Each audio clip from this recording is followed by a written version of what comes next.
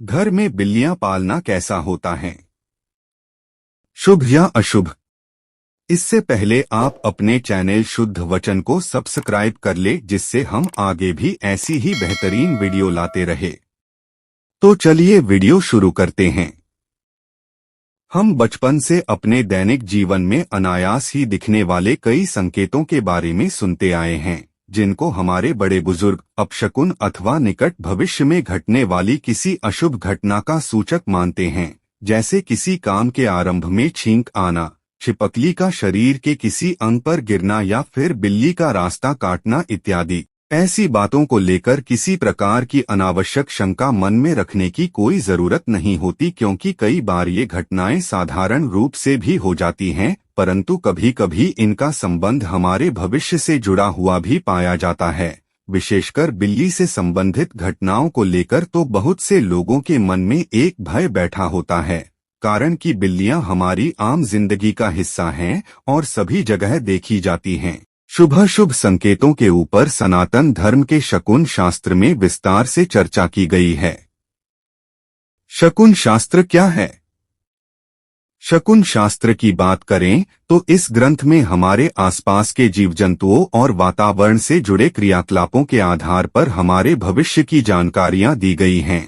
इनको ठीक से नहीं समझ पाने या विभिन्न संदर्भों को आपस में मिलाकर देखने से एक भ्रम की स्थिति उत्पन्न हो जाती है, जिससे बचने की आवश्यकता है। आज हम आपको इस लेख में बिल्ली से संबंधित घटनाओं की सत्यता के विषय में बताएंगे। क्या कहता है शास्त्रीय मत? बिल्लियों की शत्रुता सर्प योनि से मानी गई है। पुराने समय में जो मार्ग होते थे वह पूरी तरह वृक्ष और लताओं से घिरे होते थे, इसलिए बिल्ली की उपस्थिति वहां सर्प के होने का सूचक मानी जाती थी। बिल्लियों में छठी इंद्रिय बहुत विकसित मानी जाती है, सो उनको आभास हो जाता था। घने जंगलों में तो आज भी ऐसे सांप मिलते हैं जो कि वाहन के अंदर बैठे मनुष्य पर भी आक्रमण कर दें। अनावश्यक रूप से बिल्ली को लेकर कोई वहम मन में नहीं रखना चाहिए।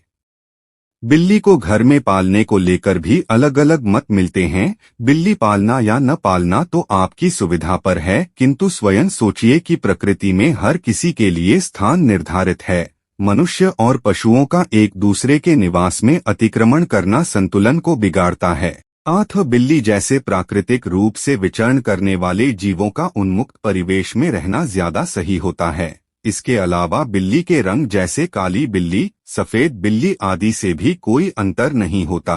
कुछ ज्योतिषी इनके लाभ बताते हैं, जो कि कपोल कल्पित बातें हैं।